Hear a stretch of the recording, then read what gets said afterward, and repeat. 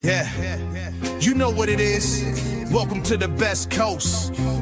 Yo, it's Bronze Age nerd with that collecting elite. Big B McFly, steady bringing the vintage heat. Pull up a seat, we diving in the stacks. Silver to the bronze, got the knowledge on tap. From Kirby's Kings to the mutants, wow. We breaking it down in that laid-back style. So grab your snacks, let the panels unfold. This is comic book chillin' with the stories we told. Comic book vibes, we flipping them pages. Legends and lore from all the ages. Golden to the modern, we talk that news. With Big B McFly and the nerd cut loose. Yo, you tune into that Bronze Age flow. Where comics live and legends grow. Big B McFly in the cut, let's fly. Best coast, baby, comics are what saved me. Big B, yeah.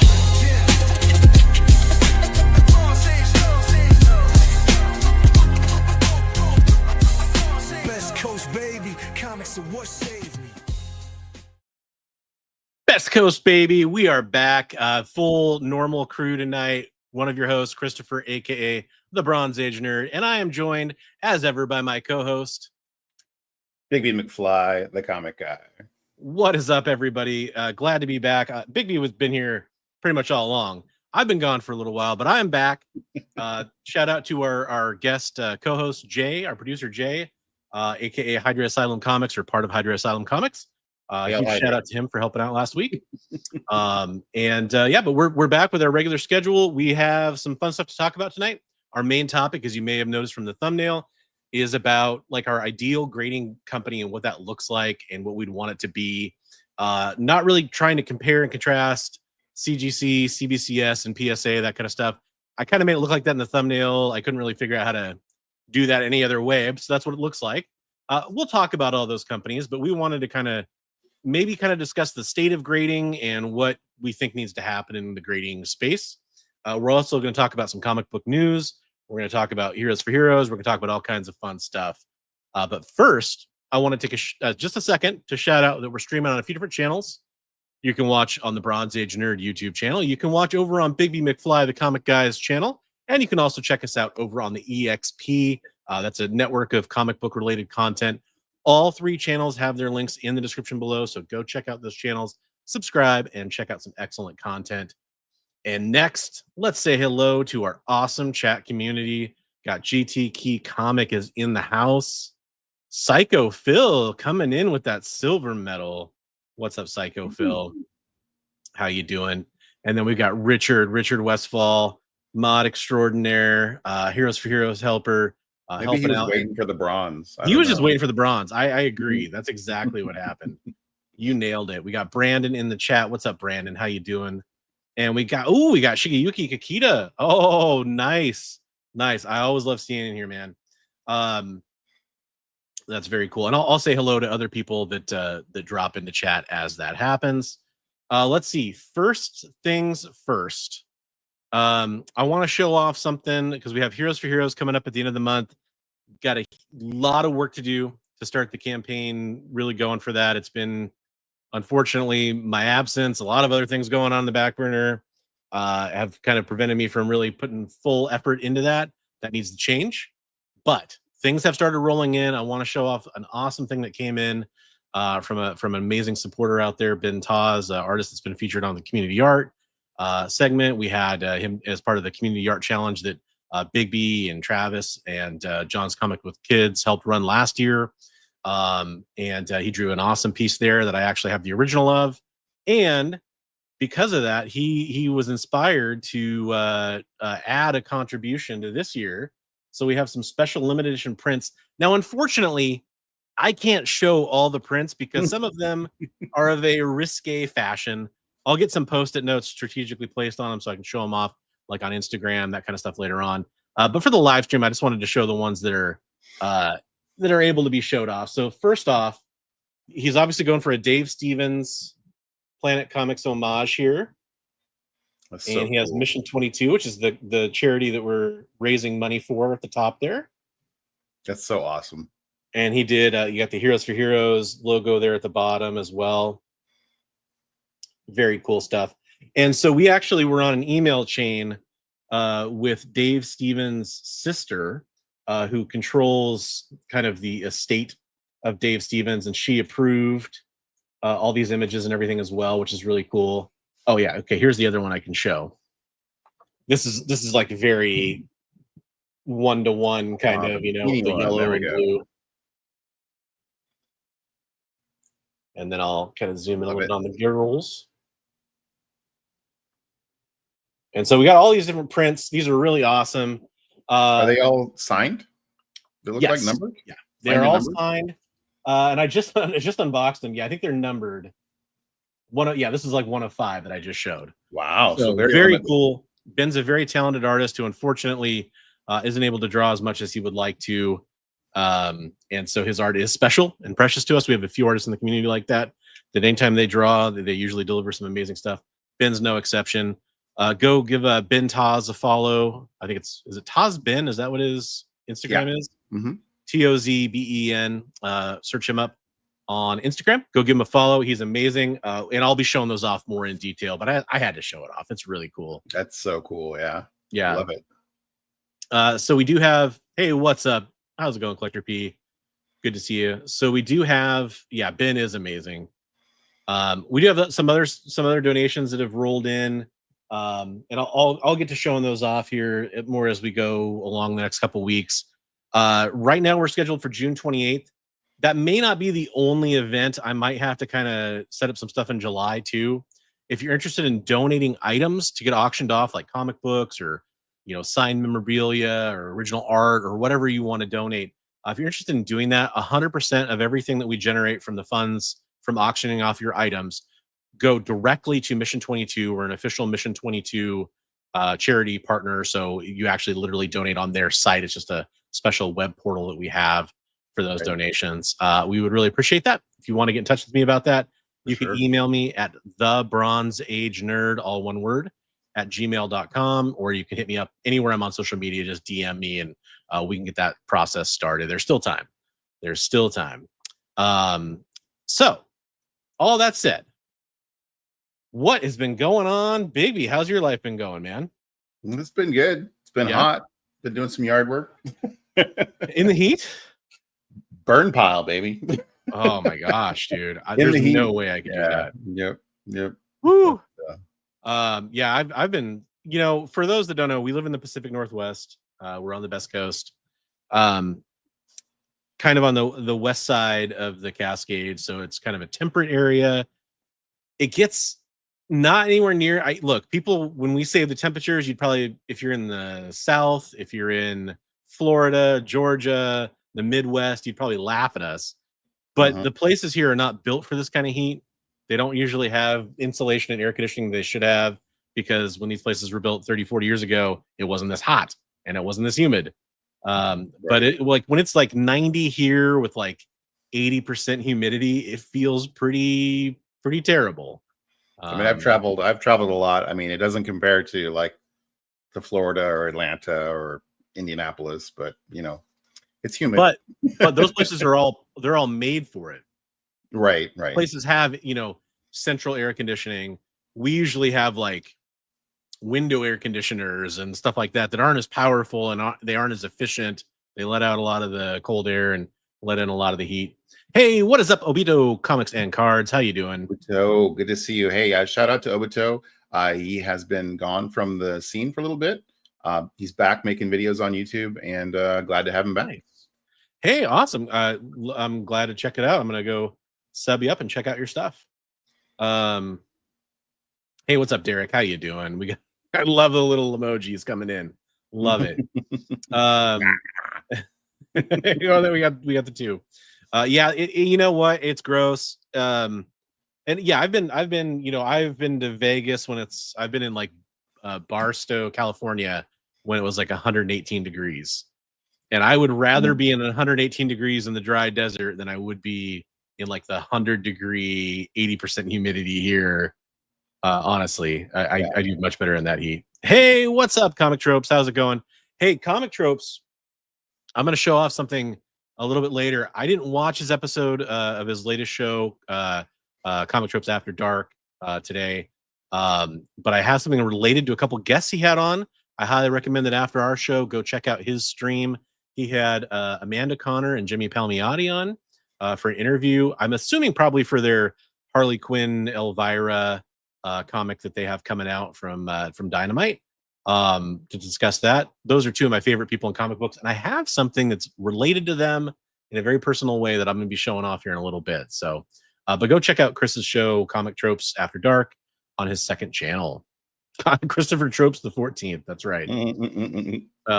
Yeah, and Bigby's got his display going behind him in full force back there. You got Right. shelves. I was waiting for somebody to say something. Well, there you go. There you go. Psycho Phil coming in, just happy about the decorations. There's Big Mac back there. I don't know if you can see him. I definitely can't. More like Little Mac. We got some Nintendos. Yeah, we were talking about him the other day. So yeah, Mark McGuire. Yeah, 70th home run, Sports Illustrated issue back there. We've both been. Oh, okay. Yeah, I couldn't tell. We've both kind of been into sports cards recently. I guess this is kind of the part of the show where we talk about what we've been doing for a while. Yeah, I guess for me it'll be for a while. Garage sale, and then we were talking about our collections. It's funny because we really haven't talked about like that aspect of collecting too much, and it's like we mirror each other so much on like what our favorite years are and players. And all that. I'm like, wow, really? I'm like 87 is like a big year for me, and you're like same. I'm like that's like that was the year that I really got into it. And it's kind of and I'm not saying this for any kind of comedic purposes, but there's a small, it's not a huge age difference, but there's a large enough age difference between us that you would think that we'd almost be a few years apart on like what players we were into, or right. And for comics too, we both kind of gravitate towards the same period, which is kind of funny. Did you hear about the Frank Miller original art cards? It'll be in the 2025 Marvel Chrome cards. Now I did hear about that. Yeah. I did hear about that. There's that should be really interesting, considering how what's weird about that. So I've been looking at a lot of comic cards and a lot like there was the X-Men 97 cards that came out this year. I just ordered like a Cyclops refractor card from that series. It's a couple dollars. I was like, I may as well get the card I want from that series. I also want to get a Rogue and a Wolverine. But what's interesting is those cards, they have sketch cards in these packs. Right. Really common. Just like you have like autos or jersey patch cards, that kind of stuff in sports cards, right? They have one-of-one sketch cards. And some of these sketch cards, and I'm going to just be blunt about it, looking at the prices, not just the asking prices, but also some of the sold prices, some of these sketches are really not of the caliber I would associate with like the prices they're going for. That's what I'll say. I guess that's a nice way of saying I think that the price far outweighs the quality of the cards of the sketch. Well, you kind of got to look at what they pay the artists too. Like, of course, but then again, they're just putting the person who rips the pack, rips the wax. They don't care what the artist got paid, right? So no, I was saying for the quality of the art though, depending on like how much are you getting paid, how much time are you and effort are you put into it, right? 100%. And it's not like most of the artists are not artists I'm familiar with. That's the other thing. Like that's a big thing I've noticed. Like that for a while I was working at a card and comic store besides my own, and we did a lot of rips of like the big high end stuff, and I was like, yeah, these are really big, like the fold out cards and stuff. These are really big, expensive cards, and they weren't named artists. I was like not impressed. I was like, if I'm going to be paying that kind of money, if I'm paying like close to $100 a pack for something, yeah, I want artists that I recognize. Hey, what's up? You're Next. How's it going? You're Next is a huge supporter of Heroes for Heroes. We were just talking about Heroes for Heroes and showing off the awesome Ben Taz prints we got in signed and numbered. Planet very Comics. Limited, going to be very cool. Very limited. Planet Comics homage approved by the Dave Stevens estate, which I think isn't totally unnecessary. I think he's covered under fair use there, but it's just cool that he went that extra mile. So Your Next is a huge supporter of Heroes for Heroes. We do appreciate that. We do have Heroes for Heroes coming up at the end of the month. Yeah, you know what? I love buying packs of like comic cards. Like I have some behind me. I have some of the Avengers metal cards that came out last year. And I bought like a blaster box, and I got a Miles Morales like numbered card. I was like, all right, kind of cool, but it wasn't amazing. It wasn't, it's maybe like a $20 card. And I'm sure some people do worse than that, but it's you're paying like 25, $30 for a card. You're kind of hoping for something kind of neat, right? For a pack, I mean. Hey, what's up, Roscoe? How's it going, man? Hey, speaking of shout out, I want to shout out Roscoe getting back into the game doing smart work. Yeah, it's been out for a little while. I'm happy to see you producing again, buddy, and that you're feeling good enough to do smart. So, yeah, and we will have a little example of Roscoe's art later in the show during our community art segment. So definitely stay tuned for that. How much of a super chat does it take to have you each run around in the background so we can see run around? There's not a lot of depth here in this room. I would be like taking a couple steps for you. I don't know if it'd be worth it for you, Tropes. I mean, here you go. That's about as much depth as I got. There's a couple feet behind me. There's about a foot and a half behind me. I wish it showed up better.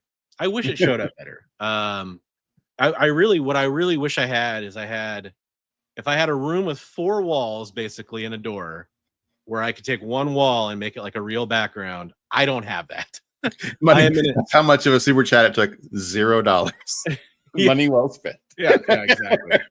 I'm not going to make somebody waste money on that. If people want a super chat, that is up to them. It was funny. But I really wish I had like a proper, and I say proper in air quotes, sneer quotes, studio space. That'd be great. I am in a dining room that is not being used as a dining room, that is completely open on every side. It's why I can't really film and record and go live whenever I want, because I'm usually sharing the space with my family. I'm in a dining room also that's not being used as a dining room, which is an office now. But yeah, I am playing with the idea of moving everything to the comic room so that everything will be accessible because that's part of the problem I have is everything gets hauled here and then has to get hauled back there, and it's like a mess. Yeah. It's like, but I can imagine. Hey, what's up, John? How you doing? So let's see. We're talking about cards. So we were talking about cards a little bit. You said you were getting into cards, like sports cards. I've been like seeing them at like garage sales and stuff, and so I'm kind of getting more. You and I chat a little bit about what I found at that one sale, and yeah, I've seen some stuff. Oh, I agree. Thank you, Chris. We try. Your setup is awesome too, by the way. Yeah, he's got a great setup. So just kind of going through a lot of the stuff. I know you showed me some of the highlights from your collection, so I need to send some pics to you of some of my stuff. Yeah.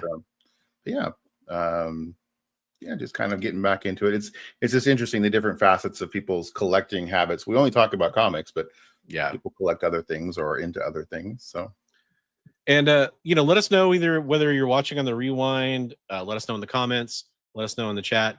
Would you be curious to have us talk about other things, other hobbies, other things that we collect, other stuff like that? I mean, that'd be kind of a fun topic. Yeah. So usually during this segment, we talk about things we've picked up, things we've been watching. That's been a while for me, so I have a wide range of things to talk about. I'm not sure if you did that with Jay or not last week. We showed a lot of books. I've picked up one thing since last week. Okay, so show that real quick. I won this as a giveaway on like a Whatnot show, so it's just kind of a cool variant cover. Lucas right on. Variant cover. It was just a giveaway that I won, so very cool. Is that Wernick? Yeah, Lucas Wernick. Okay. Yeah, that's right on. That's awesome. Yeah, that was pretty cool. But yeah, just kind of a cool little givey. Yeah. I haven't picked up anything else. I have, but I didn't go down and visit Trav for his. I pick up stuff from Trav almost every week on his Whatnot show. How much of a super chat to have you run a full marathon? Right. I'm gonna go with. I mean, if I don't have to finish, if I was being real and I went as far as I could possibly go, $100,000. You got to pay the medical bills, right? Exactly. And I would donate half of that to Heroes for Heroes Mission 22. But the other half would be for my hospital bills. I never have been a good runner. Hated it whenever I had to do it for football or whatever. And it has only gotten worse over time as I have gotten more out of shape. Right. I used to run back when I was in high school, but not anymore. I don't know if I really could do too much running. Yeah. Just throwing this out there, by the way, I mentioned Heroes for Heroes earlier, and I've kind of brought it up a couple times. Here's the link to this year's campaign. We're currently at $2,000 donated, thanks to Big B's and his company's donation. Out of a $5,000 goal, we have a much more modest goal this year, but I wanted to make sure I posted that. Blow the lid off that, though, right? That's what we're gonna do. That's right. That's right.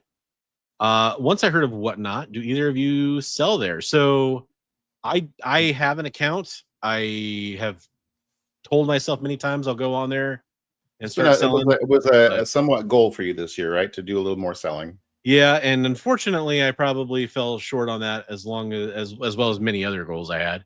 But the year's not over yet. I will help you encourage, as well as I'm sure our esteemed viewers can kind of encourage us. Yeah, and I will go back on there and sell and just try to move out some stuff because I got to make some room. That's the biggest thing for me. I usually sell with my buddy Trav, Comics Limited, on his channel. Although I've been doing a lot of hanging out on his shows and buying, and actually, I'm sure it was an automated thing that they go, oh, hey, they put 2 and 2 together and looked at my email address and figured out that I was YouTube person, and they went, we'd like you to sell. And actually, I put the code in my below because they offered anybody that signs up under me between $10 and $200. It's a randomized amount of credit that they get if they sign up. So okay. Yeah, it used to be like for every person you got to come do that, it would be like a $10 referral for the seller and the buyer, like the viewer or whatever you want to call it. Yeah, they're doing some randomizer thing now where it's like right on. More between 10. And I guess Lunch Money Mike did it too. And whoever, when they sign up, they give you whatever the person won. And Mike's like, okay, yeah, we'll see how this plays out. And like 2 weeks later, he got a $200 credit. And he was nice. Like, yeah. So somebody got $200. Well, no, it can be fun. I don't enjoy the professional Whatnot sellers very much. I don't either. I really enjoy watching the people who are the down to earth, like mom and pop kind of people just selling their books. That's really fun to watch, but I don't like the people who do it as a, I have an exception to that, I guess. Cause I don't know about professional. I think Kamikaze does it like pretty full time. Yeah. And his show's not bad. Like to me, he's not like one of those, the ones that I'm talking about where it's like, it's a channel that is like, not just one person. They're 24/7. They have people that come in on shift.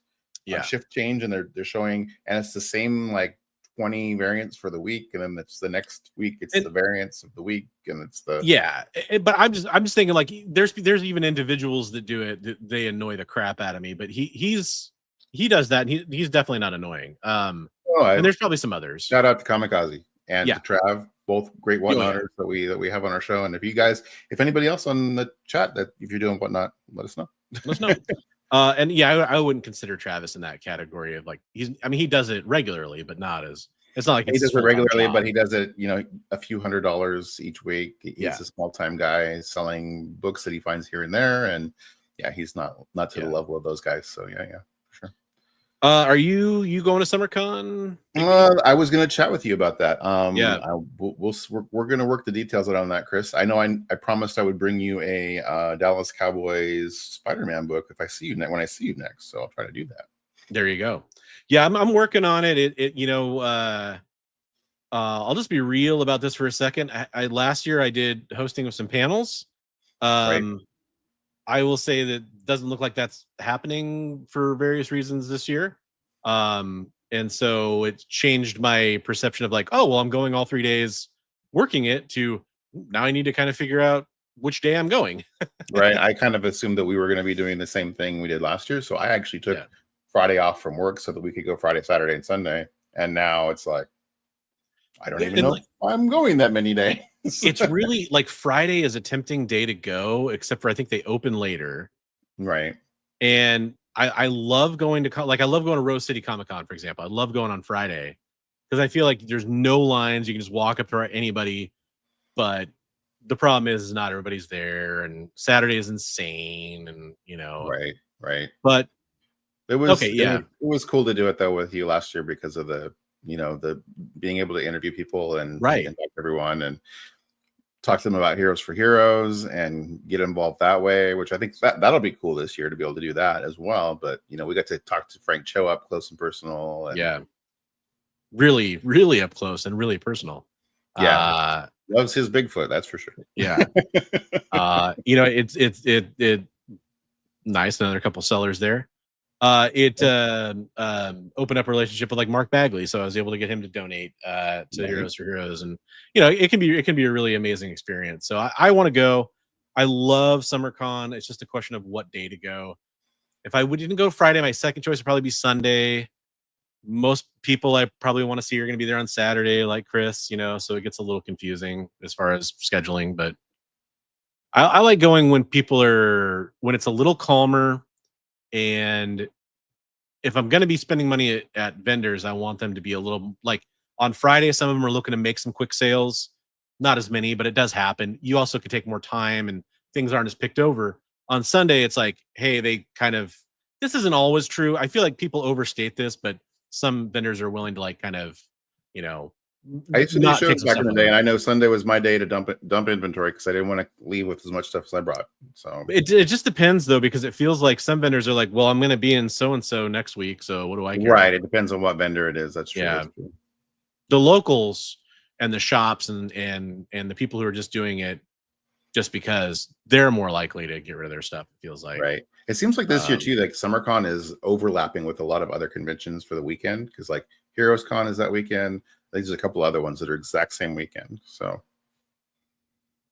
yeah, this is a good point. Last year, the comics thing, they moved it around physically, and I didn't think it was as good. In some ways, it had pros and cons, but it was kind of weird because we had the one hall that was like mainly comics, right? But then there was comics scattered throughout the other hall as well. So yeah, and those comic people, they were mad that they weren't in the other hall for the most part, but then I think they did better. Yeah. Well, actually, that's not true.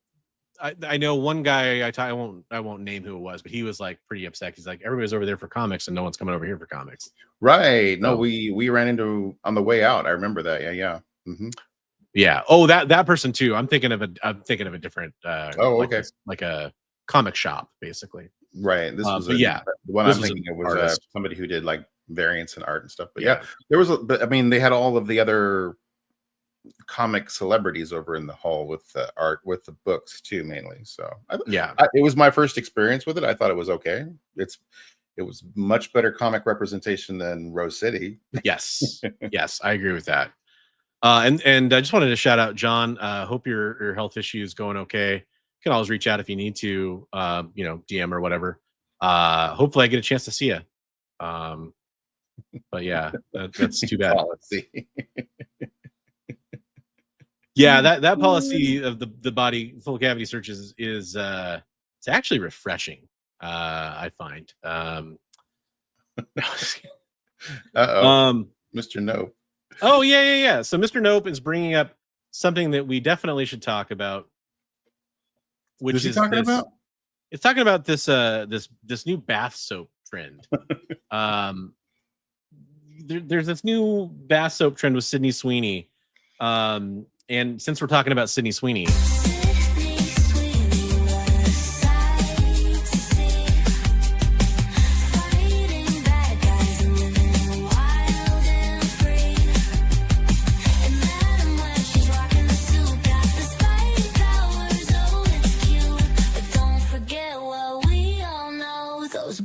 their own show. Yeah, and bath soap now apparently. So what did you think about that for real? It's kind of creepy. I don't know. Right? It is kind of creepy. Like on one hand, I feel like her PR game is on point. Oh yeah, like, I mean she's gonna make some bucks off of it. I'm just like the Dr. Squatch thing has been really successful for her. Yes, this is a real thing. This is a real thing. So to back it up, a few years ago, if you're not familiar, there was a Twitch streamer. Richard's out. He got what I came for. There might be. You never know. There might be more, Richard. That's right. There might be. there was a Twitch streamer who I think later became like an OnlyFans model, basically, Right. who was selling her bathwater in like little vials. Yeah. Oh gosh, I saw a documentary about her. Oh yeah. Well, Yeah. there's a couple. There's a couple. Amaranth, I think she did it. The other one I think is Delphine, something like that. I think Belle Delphine was the one I saw the video. I think she was the about. first to do it. Yeah. I know at least one person reportedly, and this could be like an urban legend for all I know, because who could say that they actually did it this way? One person reportedly drank the bathwater and got sick. Like, you know what, Pokemon could have done it too. Bought the whole damn tub. Mhm. So anyways, this reminds me of this big time, as I mean, it's different in a way. I didn't get sick.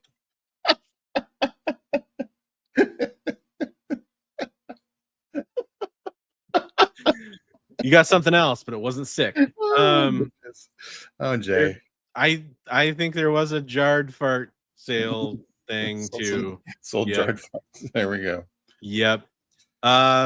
So welcome to OnlyFans somebody talk. was like, "Oh, I saw somebody saying like, oh, the people are buying this because they want to be close to their favorite celebrity or whatever." And I was like, "Yeah, no, you know, some desperate fanboy is buying it because he wants to rub Sydney Sweeney all over himself. You know, that's basically what he's doing." What I want to know is how long until like Nick Offerman is selling bars of soap with like his little beard hairs on it and stuff, so you can be close to him, right? Like, Richard just says dot dot dot dot dot. Did I read your mind, Richard? Well, first of all, I recommend some hair dye. Yeah. Maybe you'll try that. Like, try it as in which part? Making your own soap or buying the soap? I don't know. Or rubbing the Sydney Sweeney soap? I don't know. Whatever. But, shout out, gosh, who was it in somebody in my Discord? I posted something about that, and God, they put in something hilarious. And I'm going to turn it into a meme at some point. I want to give them credit. Excuse my scrolling here. It wasn't that long ago. Was it that long ago? I feel like it wasn't that long ago. Couldn't have been that long ago. The story just came out like maybe a week ago. Week and a half. Why is it not showing up for me? Oh, because I'm not in my journal tab here. So I posted about that, and their response was, I'm not gonna find it, so I'm sorry. I'll shout you out and give you credit when I post this meme. But their response was Ralphie from A Christmas Story with the bar of soap in his mouth. Right, yeah. I'm totally gonna meme that. Right. It's all marketing, Jay. It is. Dude, no. Tell me Sydney Sweeney wouldn't be part of like some meme coin like effery and not actually have her real bathwater be included in the soap. Well, that would be some scandalous stuff going on there. I just thought about that. Could you imagine if they prove that that's the case? How the hell would they do that? That's why it's such a good looking scam. for Sydney's DNA in the soap somewhere. I kind of have bought a movie themed popcorn bucket. Yeah, they've gotten stupid expensive. I bought the Dune popcorn bucket, but it's like a real popcorn tub, and it was Dune 2. It has the Dune stuff all around it. And I got the big cup too. Not the stupid one that looked like a fleshlight, but like it's like a sandworm one. Yeah, it was like a normal cup. I got both of those because we can still use them, and we do. Like, I make my own popcorn at home. The high-end Wolverine Deadpool one was pretty cool, where it had the figurines on either end. It was metal. Yeah, but those are usually, they're not the novelty Wolverine one where it looked like a fleshlight was kind of dumb, I thought. Right. There's like, God, what has there been? Was there Red Hulk's head or something that you could eat popcorn out of? I showed some jokes or some renders of like some Fantastic Four ones a few weeks ago that were going around. I don't know if they're real or not. But then there's this Galactus one. The Galactus one, it's fine. It's expensive. I don't think it's worth $80. I don't know. Have you ever bought a novelty popcorn bucket? Oh no, I never have. I've been tempted, but no. I always take pictures of them when I'm there at the theater, though. Post them on Instagram. Like, hey, these are cool. But I'll say this, man. The batches I make, and again, I used to work at Regal, so I know how to make popcorn. I do it at home. I use like a coconut oil. I have like flavor call, all that kind of stuff, all the right salts, all that stuff. So I make a giant batch, and we're talking like it's probably like if you go to the real movies and get like a tub of popcorn, it's probably like 1.5 times as much as that. Right. And it goes fast around here because my family eats it up. Mhm. There's only 3 of us. I feel like if I saw one of those like after the fact, like at like Goodwill or something, I'd probably pick it up. Yeah. Yeah, exactly. It's a nice little book. Exactly. I like the way you're thinking. That's exactly my thought process. I'm always comparing like, what's the cost of that versus what kind of comic book could I buy with that? So we used to, Mr. Nope, what we used to do back in my Regal days, we used to do screenings because we used to build the prints. I was a projectionist. I did the splicing and all that kind of stuff. You built the prints and you had to do a technical preview. Well, we were all like 21-ish, varying ages, but we were at an age where we're like, hey, we're not supposed to invite our friends over, but we totally did. And we watched the movies together. And we would take the leftover popcorn at the end of the night, and we'd have like these food safe garbage bags. They're like whitish clear garbage bags. And we'd dump all the food into that, all the popcorn into that. And we'd come home with like, 10-gallon trash bags of popcorn. Oh, wow. If people want it. Like if you work there enough, you're sick of it. Usually, like it took me a long time to eat popcorn again. Right. But it's fun. It's fun. Speaking of watching things in theaters, any viewing news that you gotta? Let's see. I watched Killer of Killers, the new Predator movie. Was it good? That was pretty good. I enjoyed that a lot. Nice. Actually ties into other Predator stuff. I'm not going to say what, but if you watch it, pretty good. And I watched Sinners with Michael B. Jordan. Nice. That was good. I finished Andor. I don't know. It was kind of it was a struggle for me to finish that. I don't know why. Really?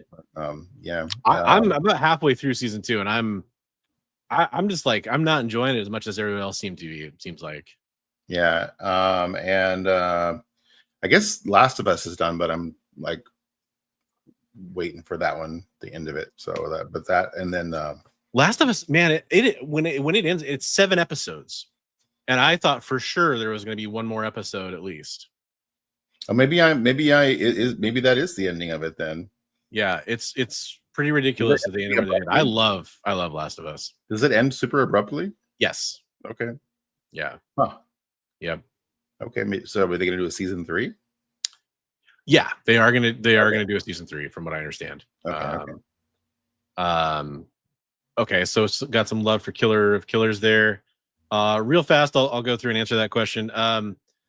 The people was the worst part about it. The people, well, it was low paying, and you were forced to be a night owl. Like that was, so I'm a night owl to this day because of that job. Regularly on a Thursday, I'd get out at like 4 a.m. or something like that, and it's like, well, sweet. Now I'm gonna go sleep all day. Right. Okay, so Killer of Killers, Sinners, Andor season 2. So maybe I did finish Last of Us and I didn't realize it. I thought there maybe was one more episode, but so there's that. And then Mobland, I've been watching that too. That's been really good. Okay. Yeah, I finished. So out of those, I'm Killer of Killers and actually Sinners and Killer of Killers are like at top of my queue. And then I finished Mobland. Loved it.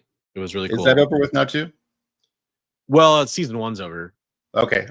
So then I'm done with it too because I've been watching. I don't know if they've announced the season 2 yet for that. I don't know if it's been confirmed. It's gotta have a season 2. It should. It should. I could see them also doing like a movie, because it's Right. Paramount, right? Right. And then I rewatched The Sopranos, and I finished rewatching that. Wow, today, that's actually. no small feat. I won't watch Ironheart season 1, I don't think. And I say that with. I'm going to give it a fair shake. I mean, I'll watch the first couple episodes and see how it goes. I don't know. If I hear people saying that's amazing, I'll tune in. I think I'm at the point where I need to make the final decision to not watch every Marvel show, every Star Wars show. Like, I think I can skip some of them. What else did I watch? I didn't really. Yeah, right. Season 2 of Secret Invasion. Surely that's coming. I'm trying to think of what else. I don't think because I have not been watching much, really. Yeah, I think that's it. So I really, really, really want to watch Sinners. That's the next thing I want to dive into. We got to talk about that after you watch it, because I don't think it was marketed. I didn't know what it was really going to be about when I watched it. Okay, fair I enough. was like, oh shit. Well, I mean, besides being a vampire movie, Yeah, I didn't know it was a vampire movie. oh, they say it in the trailer. Kind I mean, they show it in the trailer. Like, well, it's pretty obvious what it is in the trailer to me, but I don't know. I still really want to watch it. It was interesting. I liked it. I worry that I have that thing now where it's like it's been so hyped. I worry that I'm gonna go in with high expectations when I should have medium expectations. I've heard, I'd heard a few good things, but I just went in with we'll wait and see, and I enjoyed it. It was good. So for pickups, I will show one thing. Well, two things, I guess. I'll just show one thing. Just show this. So I got something in the mail today, a little something. And this is what relates to Mr. Tropes.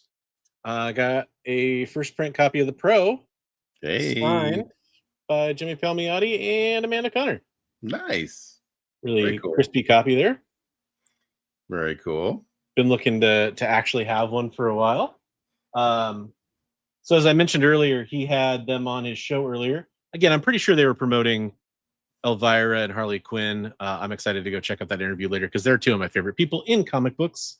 So go check that out if you want to see some more of them. But they're awesome.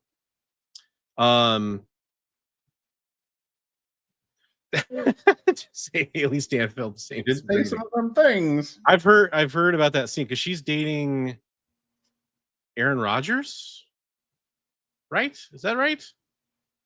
There was some like controversy about like how he didn't want to go watch the movie or something because of that scene. Oh, okay. I don't know. Hey, what's up, Kamikaze? We were just talking about you earlier. We did. We gave you props, buddy. Yeah. Oh, John, thank you, John. I knew it was an NFL quarterback. Thanks, Richard. We got our real-time fact checking in effect. But yeah, I unfortunately I took all my football cards. I probably would show off some of the things I've got. I've been trying to get Bo Nix cards because I'm a Broncos fan. I've been trying to get some Bo Nix sweet cards, and I got a couple cool ones. I got a 101 autograph that I got from somebody on Reddit. And they were on to promote Secret Invasion season 2. I added a season 2. But yeah, I'd probably show those off next time. Again, maybe if people are interested in us doing like a what else we did collect hobby. I know kind you were of looking thing. for Bo Nix. There was Bo Nix at that garage sale that I went to. Oh, really? They were all base stuff, Sweet. Well, yeah. I mean, but it was rookie cards. if I have, a couple of the main sets, but if there's a couple of different ones, like, for the right price, I just collect Broncos cards. I don't collect like star players cards for $10, but I didn't buy it. Cool. Real fast, another shout out for Comic Tropes here. This is how I'll choose to share this. There's probably other places that showed this, but I like that he tweeted this out earlier. The Mike Mignola documentary is now free on YouTube. If you want to get a nice, easy, convenient link to that, you can go check out at @CTropes on X / what was formerly known as Twitter.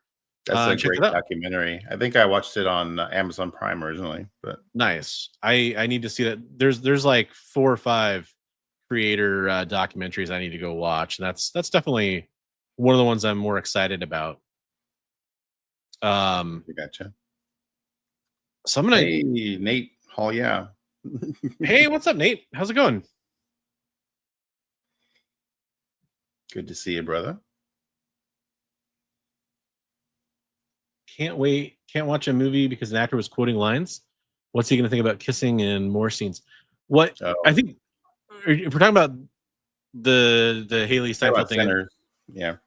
There's some. I haven't seen it, but see that if your significant other was in like a romantic scene with somebody, you wouldn't want to watch them kissing somebody, or yeah. Yes, that documentary thankfully was squashed, which I think is probably for the best. So I think we should just burn through the news before we get to our topic. Do you think we should cover our main topic or cover the news first? Should we let the chat decide? You let the chat decide. I think, yeah, sure. Chat, if you want us to cover the Perfect Grading Company to us topic first, hit 1 in chat. If you want us to talk about the news first, hit 2 in chat. We're still experimenting with what people like first, so let us know. I'd appreciate it. I know that my buddy Big B would as well. Mm-hmm. I'm only here for popcorn buckets. Glad to hear the stand dock was burned. Yeah, exactly, Corban. Sydney Sweeney news. Mm-hmm. I like how you guys are not following. Maybe you typed that in before I said that. There it is. It is. They're coming through now. Oh, okay, Trope put money where his mouth is. He wants the news. Okay. We're getting a lot of news. News is winning, don't you think? News is where it's at. All right. They've been jonesing for the news. They haven't heard it from you for a little bit. So that's true. We do have some news that's built up here. So before I get into the news,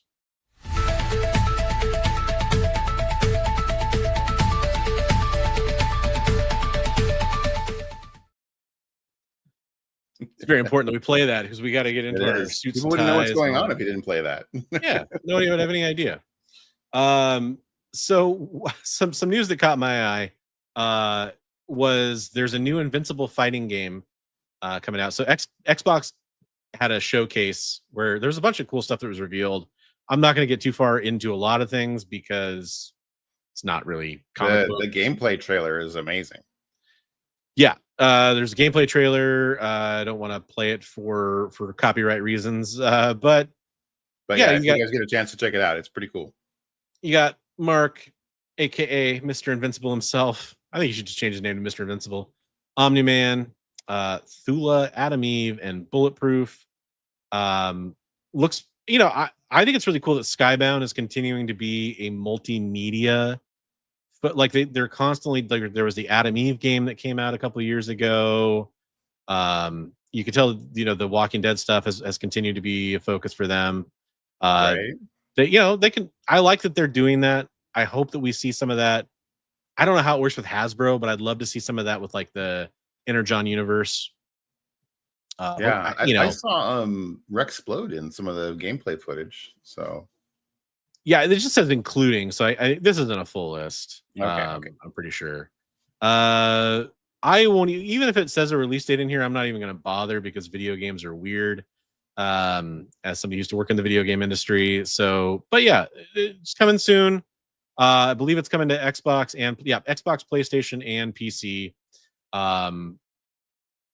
I'll just throw this out there. Xbox unveiled some new handheld hardware that some people are excited about.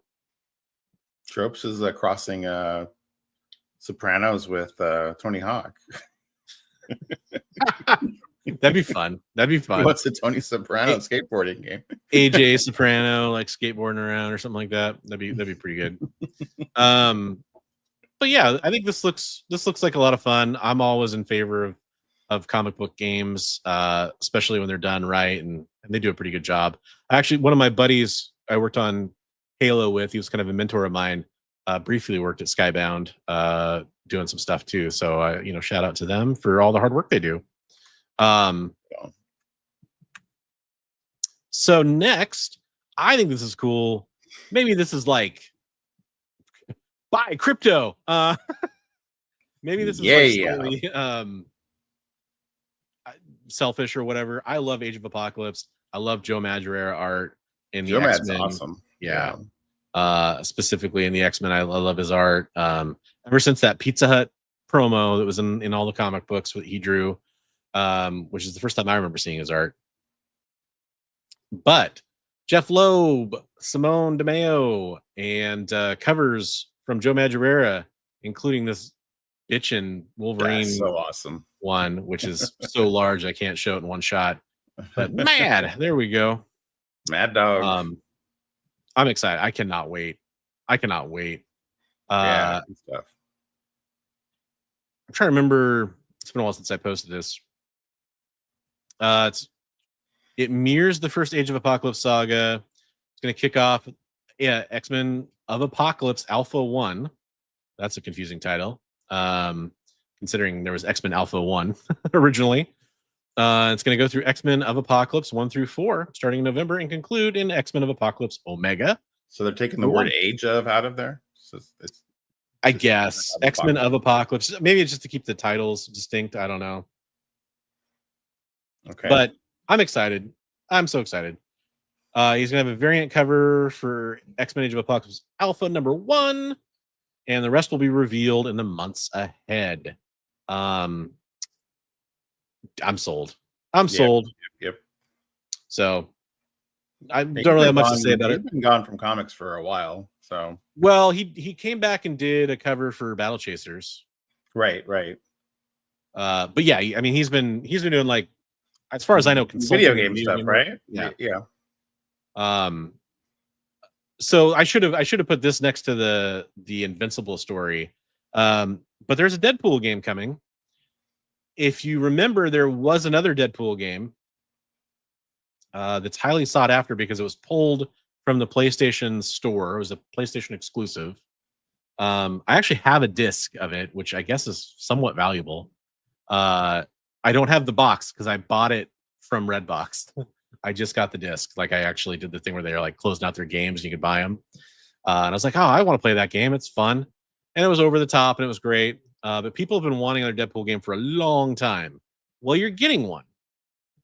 But I hope you're into VR, and I hope you have a Meta 3 from those people over at the Metaverse and Facebook and all that, because that's the only place you can play it. Which is kind of dumb, in my opinion. But hey. What did you think of the gameplay footage? I'll be honest with you, I haven't watched it yet.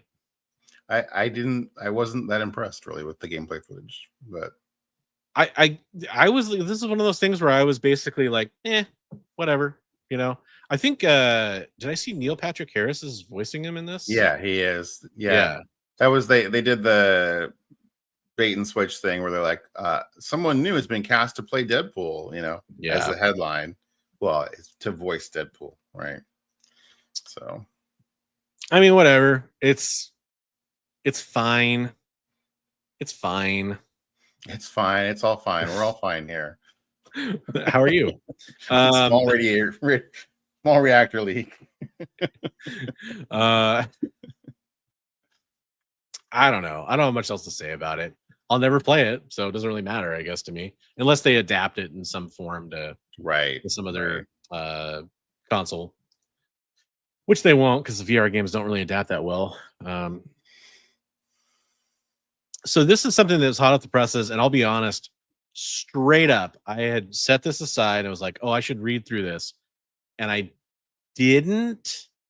All I know is there's a big shakeup going on at Warner Brothers Discovery because they're splitting their streaming services and their broadcast networks, and it's having larger ramifications for DC Studios, which includes DC Comics. They're now going to be under the Streaming and Studios Company, which is going to be led by David Zaslav. They promised a 10-year plan for DC with new strategies for Superman and Supergirl. I mean, those are the first two movies coming out. Wait, is Supergirl the second movie? Yes. Right? Yeah, it's got to be, right? Yeah. At least I think that's right. I mean, yeah. I imagine that's why they worded it that way. There's also the Lanterns TV show coming, and I was gonna say, we got Lanterns, but those are TV shows for HBO. Yep, DC Studios now oversees that's the gist of it here. I mean, like a lot of it, this is basically a press release that's been distilled down by Bleeding Cool here, which at the time that I pulled this article, I couldn't find any other sites reporting on it. I didn't see anything else in here. It's a lot of like corporate. The separation will invigorate each company by enabling them to leverage their strengths and specific financial profiles. Okay, sure. Mhm. I think the more interesting thing to me about this was I read this morning about them splitting the networks away from the streaming services, and it's like, okay, so Warner Brothers owns HBO and Max, right? Yeah. So HBO Max used to be HBO Go, and then it became HBO Max, and then it became, was it HBO Now for a while or whatever? And now they're changing, and then it was Max, and now they're changing back to HBO Go. I can't even, dude, they've changed their name like 4 times. And that happened, and now this is happening where they're splitting the studios and they're kind of splitting out, almost like splitting out the Discovery side again, which was a big merger a few years ago that happened. It's so friggin' like, okay, so we're basically back where we started. It's just silly. There was like I saw a little short on Instagram where somebody was like, went to watch HBO and had to hit the pause button, and he's like, at some point they had to recreate their logo, and it was like all off. The letters are not equal. I mean, there's not much to this really, so I'm not gonna spend a lot of time on it. However, this is a great segue. It's not really a news story that I pulled, but I did see reports that early forecasts for Superman are extremely positive, apparently. But are tickets even on sale yet? Because he's buying our early screening tickets tomorrow. So since this will be easier for me to do this way instead of typing it all in, yeah. Amazon Prime members through Fandango tomorrow can buy tickets to see the movie on July 8th. For special screenings, right? Yes. Yeah. Okay. Gotcha. It's a little like I'm not. This has nothing to do with Superman. Has nothing to do with anything other than like I hate the 24-hour news cycle and the way that they have to talk about forecasts for movies and how they're projected to do before tickets are even like fully for sale. And it's like, what you're like test screenings say this, like it's just all a bunch of BS. It seems like, right. Well, they need headlines. I know that the Fantastic Four had really good pre-sales too. So yeah. I don't know. To me, there's 3 amazing blockbusters coming out in July. You got Superman, you got Jurassic World Rebirth. I don't even remember the title. Right. And you got Fantastic Four. And I'm excited for all 3 of them. Right. Yeah, I don't know. Yes, I remember that. I actually had an in at a movie theater. I waited in line for like 8 hours to watch it at a midnight showing in my little hometown at the one screen theater it was playing at. And it was an epic experience that I wish fully had lived up to the hype, but it was still epic. I got to be in the projection booth before the movie, and I got to see like a couple of the frames of the film and everything. It was pretty fun. Cool. Yeah, it was a good time.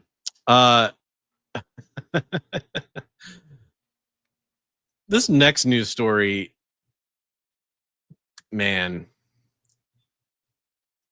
Is Marvel trolling?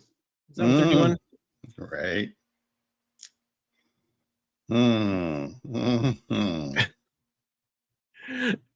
Give me 1 second here, Big B. I got a thing going on in real life. Can you kind of talk people through this one a little bit for a second? Yeah, for sure. I don't have control of the thing, but sure. Yeah, so we saw this news pop up. Yeah, I guess we're gonna have a illegitimate son of Black Panther who's a white character. We had the photo with Black Panther with Ryan Gosling's face edited on, people thought it was pretty funny. But yeah, I don't know if there people are really trolling. Jay, you got any thoughts on this? You want to pop in and chat with me? Heavy sigh.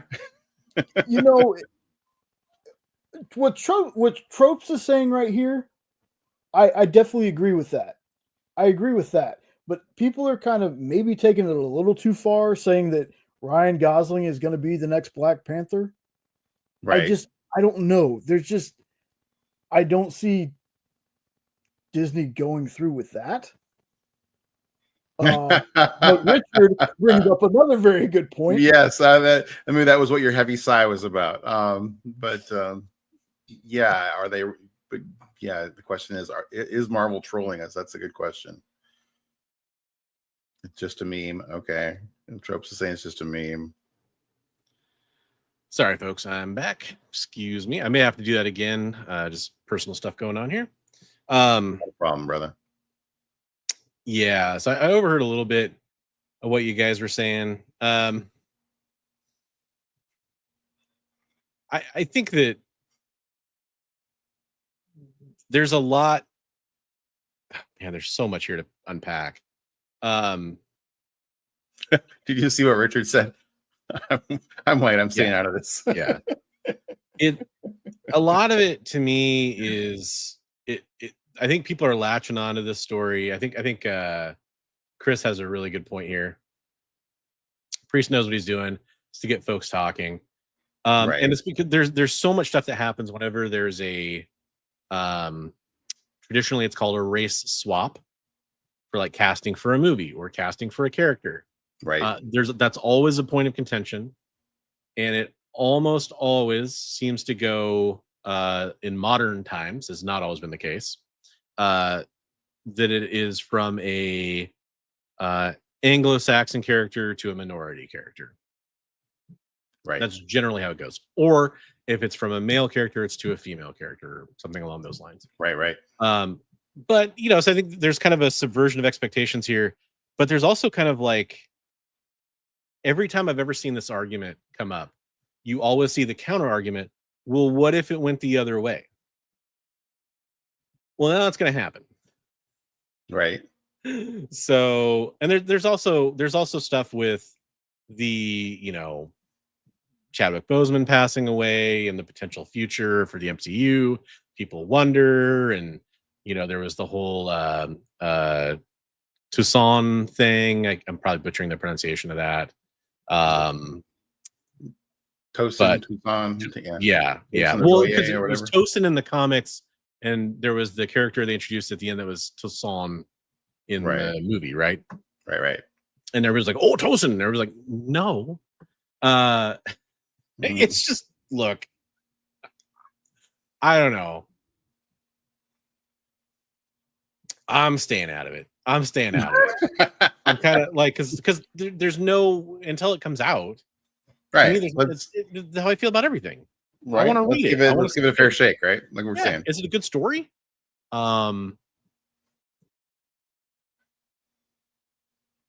Yeah, I do think it's interesting that Christopher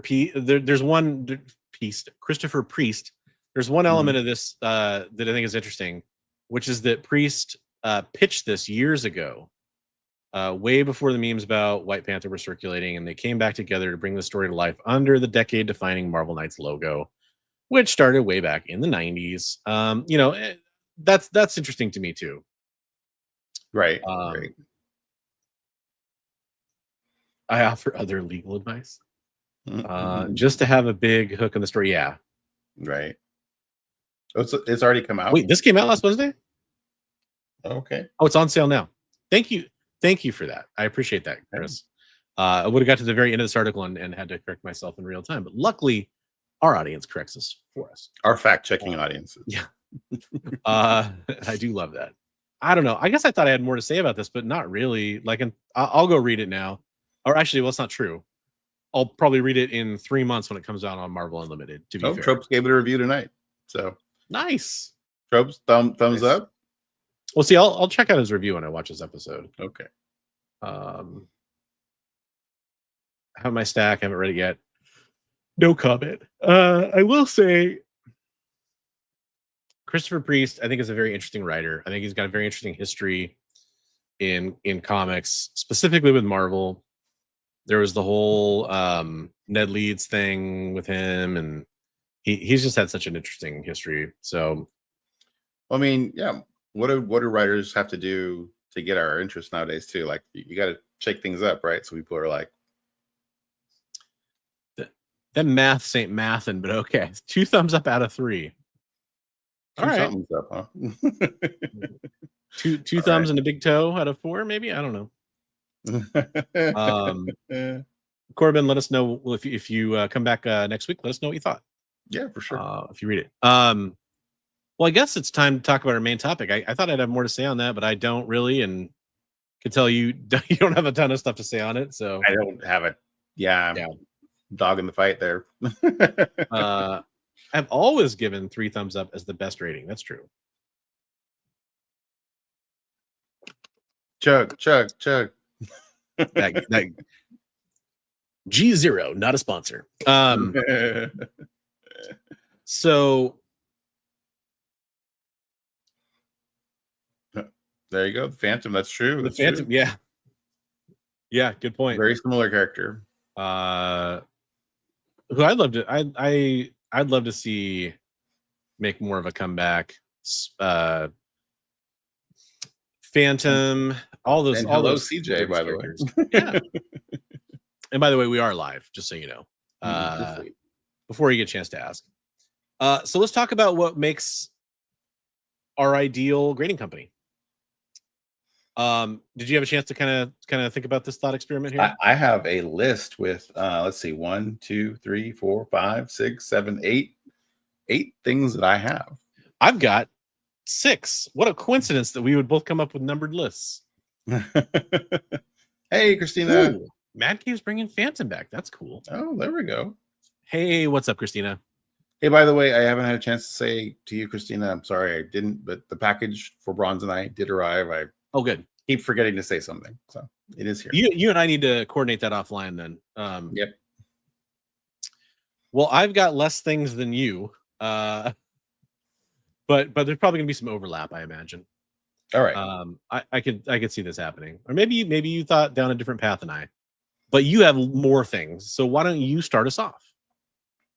Okay. Well, so these are things that I think make a great, or so I had questions. I mean, would make a great or currently make a great grading company? I think it's the same. To me, it's the same thing.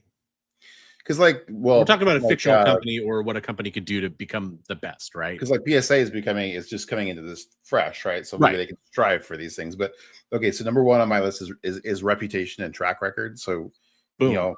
Where they say you only get one chance to make a first impression. Yeah. What are you gonna do? What have you done? What are the scandals that have happened to the companies that have had that we have currently? And we've seemed to have swept most of those under the rug or forgotten them, or we have a short memory because we don't have anywhere else to go, right? Reputation and track record is a big thing. What are they going to do with your books? What happens if they lose your books? That kind of thing. So there's that. So that is number 1 on my list is reputation and track record. And we could talk about this a little bit because that was the number 2 thing on my list. And mine's not really in any order or anything like that. But I said integrity / reputation, and it's the same thought process. So I guess I'll peel back the beard here a little bit. Peel back the beard curtain. My thought process in coming up with this topic for us to talk about tonight was, with PSA coming into the space, and I've been thinking about PSA graded cards recently, as well as SGC and CGC cards and BGS and all that stuff. I've been thinking about that, and it's interesting because it's a very different landscape, and yet it's similar in some ways to the comic book grading landscape. Right. And when you talk about a player like PSA coming in, it's funny. PSA is, if you're not familiar on the sports card side, and if you are, I'm sorry if I butcher this example, but from my perspective, PSA is kind of like the CGC of sports grade. Because CGC has the big market share. their comic books tend to get the most money when they're graded. You know, like if you get a 9.8 Hulk 181 versus like a CBCS Hulk 181 9.8, the CGC one's probably going to return a greater value most times. That's not universally true. That's more of a rule of thumb. So there's comparisons there, right? A PSA 10 of whatever card you can think of is probably worth more in the market than like the Beckett card would be, for example, most of the time. And again, I'm probably getting some of those details. That comes up in my things that make a company great later too, is resale value. But I digress. Yeah. So I was just trying to think of them coming into the hobby, which they're supposed to launch by the end of this year. Last time I looked. And Tropes is saying he's clueless on PSA, so we can give him a little rundown. I guess he kind of just did, but yeah, a little bit. Just to roll it back a little bit further here. PSA is I can't wait for somebody in chat to tell me what this stands for. I actually don't. Premium something? I don't know. Sports Authority and something from Premium Sports Authority. But they've kind of been a big player in the sports card grading world for a long time. And they are entering the comic book grading space kind of with much fanfare. Again, it's like if and CGC did this a couple years ago. They entered the card grading space. And I think they wisely kind of tried to mostly focus on the non-sports trading cards to kind of get their in, but they focus on both. They do both. It's a 50-pound slab. Yeah, they're going to bring out a heavy slab apparently. But yeah, we're talking about grading companies essentially, and it's kind of irrelevant to the discussion of needing to know each particular grading company and all that different stuff. It's more about just setting us up for the discussion of, okay, well, they're coming in. What would they have to do, or what would another grading company that comes into the space have to do to be ideal, to be the best grading company? Professional sports authenticator, by the way. Oh, there we go. 1 second, folks. Sorry. No worries.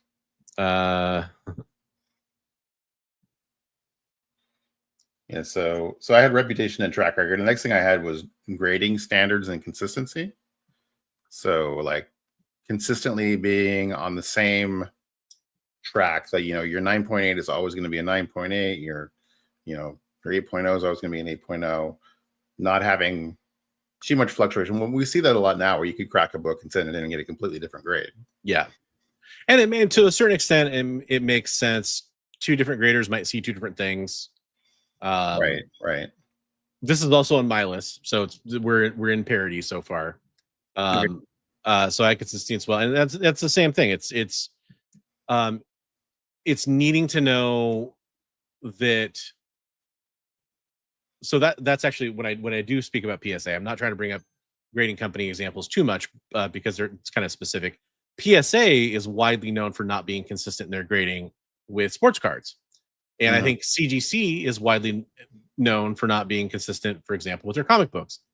The comic book could be sent in twice, and you could get an 8 one time, and you could get a 9 the other time. Same thing on the sports card side. And that's a problem, because if it's really being authenticated and certified, you could expect maybe like a 1 grade variation, right? Like an 8.5 to a 9 for in the comic book world, or a 9 to a 9.2, or a 1.5 to a 2, or whatever. I think that's reasonable, but should it really be that big of a variation? It seems like a pretty big deviation to me. Yeah, I think the pendulum has swung back and forth in cards too. Like PSA was number 1 for a while, then BGS was a big deal for a while, and then it kind of went back to PSA. So I think BGS became a big deal because it had all the subgrades, the corner, center, surface edges, all that stuff for cards. And that was a big trade secrets thing that was possibly being brought over to that's a whole other kettle of fish, but because they were going to bring that over to comics for PSA. But yeah, which is I mean, that's almost like a separate discussion, but I am it is a curious thing about whether or not subgrades should be in comics, in my opinion. Right. And then like I almost think like to try to get like a, I'm sorry, did I Good interrupt one, you? John. No, John's comment. He's right, talking right. about the bad idea thing. The consistency thing. I think I've heard people say like, for cards, are we going to see them go to like an AI grading thing where it gets more to get more consistency, where it's checking the corners, surface, edges, and everything? It would be much more difficult for comics, but yeah, you know, to get to that level of consistency, you might have to go that route. Not that anybody wants to see it go that route, but well, I've thought, I mean, like with companies like Beckett, and for those that don't know, Beckett now owns CBCS in the comic book grading space, and they also have their Beckett, it has a long established name in card grading. They've fallen out of favor big time. They're actually, like, when it comes to card grading, I was just watching a video from a channel I love about card stuff. They're actually like the fourth biggest. It's so funny how that it just, what's in vogue changes, well, you know. He did this pie chart, and he showed like the, you know, if you were to look at the biggest card grading companies, PSA was Pac-Man, right? Like, and there was just a sliver left of everybody else, and it was SGC, and it was CGC cards, and the tiniest sliver left on there was Beckett. And they've kind of you know, fallen out of favor, but they Beckett price guides for cards were a huge deal. They have an established, they're kind of like almost like Overstreet in some ways, sort of, not as long of a pedigree, but they're a little bit like in that space. It's kind of funny that we're seeing these conglomerations of card and comic coming together, because we had JSA now with TGC, yeah, and they're very famous for their autograph authentication. So well, that's what I was just going to say, is there was all these computer technologies for authenticating autographs, whether or not they worked very well, but I mean, you know, to some extent, those were, whether or not you call it AI, they were learning algorithms, they were comparing, you know, signature, ostensibly a lot of it was probably trade secret or whatever, but they're comparing autographs to see if they're have the same pressure and pen stroke and you know, markers, that whatever handwriting analysis uses, right? And I think there's some interesting applications for that, especially like you were saying, though, for cards, you're talking about like basically a two-dimensional object, and you could argue comic books are two-dimensional, but they're really not, because they have a lot of pages. Every page, the page quality, you're looking for rips and tears on every interior page. Well, and we all know, like, if you look at a corner straight on versus like at an angle, you might see differences there. It's a little bit more obvious with comics than it is with cards when you're looking at the item. But can a computer detect that? Maybe. It depends on, like, I guess, whatever level of variance you allow the computer to have, but then you're getting into the area of a human, right? When you start giving it a little leeway, right? So but the point being is, you know, we're talking about consistency, and I think you're right on. I agree with you. It's a huge factor. You want to see similar books get graded the same way. You don't want to be like scratching your head on why something came back, you know, like a 9.4 when it looked like a 9.8, or a 9.4 when it looked like a 7.0. Either way, and I'm actually going to jump in and throw out one of mine, because even though mine aren't in really any particular order, they're all kind of based on they're built on this pyramid of this first thing, which we're kind of dancing around, which is grading standards. Right. Yeah. That's like grading standards and consistency. Yeah. And so for me, that was a separate thing, because, like, for example, if you were to start a grading company and say our grading standards are the Overstreet grading standards, okay, so we're all on the same page. We know what that means. We know what it is. CGC, and I'm going to kind of call them out here. This isn't the point of the video. It's not, but they're really notorious for this. They actually don't have their standards out there as far as for what they're willing to grade. They have the book. They have the book, and there's thousands of examples of where they've gone off the book. Right. Absolutely. So it doesn't. So you can put your standards out there, but this is where the this is why grading standards and then consistency was under that for me, because you have to have your grading standards. It needs to be an open book. You need to say what those grading standards are, and you need to be consistent to those standards. Right. And I've heard, like, it used to be a book is a book is a book.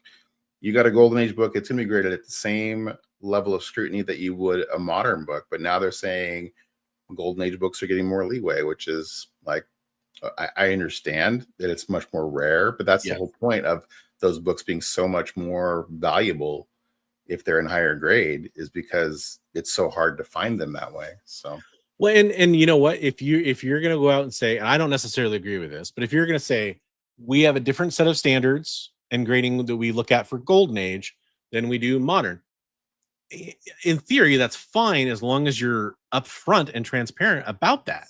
Set those standards from the beginning and keep them that way. Don't change them halfway down the river, where you're like, okay, so now people are thinking like, well, I should crack these books and send them back in, or the same thing where we're getting with the 9.9 and the 10.0s. Oh, we never really thought to look for those before, but now we're thinking we need to look. So now people are thinking, oh, do I need to go crack all my 9.8s and send them in to possibly get 9.9, 10.0? And to a certain extent, like, I think things do, CGC has been around for a long time. I got to give them credit for that. Some things may evolve or change in the hobby where you might decide to change at a certain point, but you should minimize that as much as possible, right? Like, it should be a last resort. It's like, but hey, maybe there's some kind of technology that comes along. It's like, oh, now we can detect this, or now we can, be more consistent because of this. It's a terrible analogy, but something equivalent to like DNA. Like, you wouldn't tell the courts, well, you haven't used DNA evidence in the past. Now that DNA evidence exists, you shouldn't use it because you never did before. Well, right. If new techniques evolve and come about to do a better job of grading, absolutely. But a lot of it does. Then that's the point, Comic Tropes. A lot of it does come down to trust, which is why we both talked about integrity, reputation. We both talked about that. Right. That's based on that trust factor.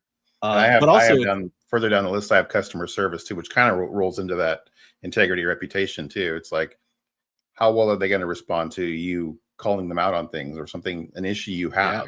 So because that's 100%. Important. A lot of times people are saying like they'll inquire and inquire and inquire, and they won't get any kind of follow up until they really, really, really try to escalate. Yeah, and it's got to be like, for me. So I have a line item that I rolled customer service into. I probably should have separated it out. I like that you did that. Mine is, it's under quality control. Okay. And quality control to me is, like, for example, I think it's CGC's biggest downfall at the moment. I mean, you could argue it's the scandals they've had, but some of that comes with being the biggest player on the block. Like, I know PSA, for example, when it comes to cards, I've had plenty of scandals. They've had plenty of, all that kind of stuff going on. Invariably, they deal with millions of submissions every year, right? Something's going to happen somewhere along the line. Right. It's just a volume game at some point. But quality control to me is a huge one, because first of all, it to me, it kind of goes from A to Z. It's like, I know you're going to take good care of my comic. I know you're going to take good care of my prize collectible. Mm-hmm. Unfortunately, a lot of stuff that they get is just some brand new book right off the press. And it doesn't maybe matter as much to me as my prized comic books from when I was a kid, but it should be treated the same way. And it should, again, millions of pieces are going to go through, potentially millions of pieces are going to go through these hands. And so I expect, just as a percentage, there will be some damages. There will be things that happen. What do they do to make it right? That's one piece. The second piece is, how do I know that it's being encapsulated carefully? How do I know that your procedures are being followed as the way you say that they're supposed to be? For example, and I don't know if this has changed a little bit over the years, but CGC, it used to be that a grader would grade the book, and then a second grader would look at the book, and they could like say, hey, I see something that you didn't notice or whatever. Or no. Sorry. What it is a second grader would look at the book, and they would grade it blind to the first grader. And then a third grader would come along and look at it. I don't think that really happens. And that I don't maybe trust that maybe you misunderstood. Maybe it was really a third grader was going to come on. Well, yeah. Yeah. That would explain some of the damages. But you know, and I've heard like Matt Nelson, I've heard the people give like these interviews and they've like explained it. But then I've heard like a couple years later, I've heard like a different version of the same story and it doesn't match. You And it's like, can't tell me like that. Yeah, the some of the stuff that I've seen happen, that 3 people looked at that book and then it happened that way. It just doesn't happen that way. Well, and it seems like especially during the height of like the pandemic and the height of their crunch, it looked like one person was looking at this book for 5 seconds and then they handed it off to the encapsulation team, which, by the way, part of that quality control, if you trust somebody enough to be your grader and they handle the comic books, I think the first step of the encapsulation should be done by that person, like putting it in the inner well or whatever technology they're using. Most of them are using inner wells. I think that person should be the person putting it in there. Yeah. At least. I don't know. Maybe that's an unnecessary step, but that's one of my steps here is encapsulation quality is another one. Yeah, because you want to have a good quality slab, which we've been seeing improvements, you know, in the welds and the quality of it, not seeing the what do they call them, the rings that they were getting on the Newton rings. Newton rings.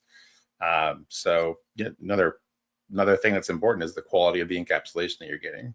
Yeah, and then a lot of people are putting, I think to kind of go along with that, a lot of people are putting their bottles on the floor. A lot of people are putting a lot of emphasis on like the label and the look of the slab, the feel of the slab. I don't know. To me, that doesn't matter as much, to be frank. But it clearly matters to most of the comic book collectors out there. I don't particularly think the CGC label is attractive, but I also do not think this new, especially the new CBCS label, is attractive. In fact, it's quite ugly. Well, PSA was going to go with the red from their cards, and that looks pretty god awful. So I don't know. but that's the thing. So there's a double-edged sword there. Don't want to get too far down this tangent, but if you're trying to sell your grading service, which you're far and away number one in card grading, if you're trying to sell it to card graders and try to get them as your market share, doesn't it make sense to keep the same label? And I think that's what they were thinking. Right. It's marketing. They want to go with the same look to make it visually recognizable right off the bat. But gosh, excuse me, the yawns are starting. So here's a question for you. How much do you care about the label? Curb appeal is a lot to me. I would say, like, I think that some of those ones where they do with the specialized ones with the character up in the corner or whatever, some of those are pretty sexy, you know. So I mean, curb appeal, a lot of people hate those. A lot of people do. So like, it depends on who your buyer is, or is it going in your personal collection and you like it, or is it something you're encapsulating and hoping to move down the line? If you're hoping to move it down the line, it might be better just to go with the basic generic label, because more people are going to be accepting of that. I don't know, but okay. So, but let's say you are BMC grading company. Big Me McFly Comics is coming in. You're going to be the new grading company. You've got lots of backing. You've got silent investors, angel investors. You've got tons of money. You're going to become at least the number 3 or 4 grading company in comic books the day you open, because you've got that much backing behind you. You're starting this mythical company. Okay. You're the one at the head. You get to decide everything. You're designing the labels. You're approving the slab designs, all that stuff. What color is your universal or basic label? I think it's going to come down to, for me, it's going to come down to a design with a logo that is recognizable. And I'm going to go with a customizable color. I'm going to come up with something that's a very bold logo, maybe white in the corner that's got my logo.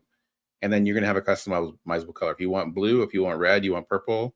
But you're going to be able to recognize that logo up in the corner.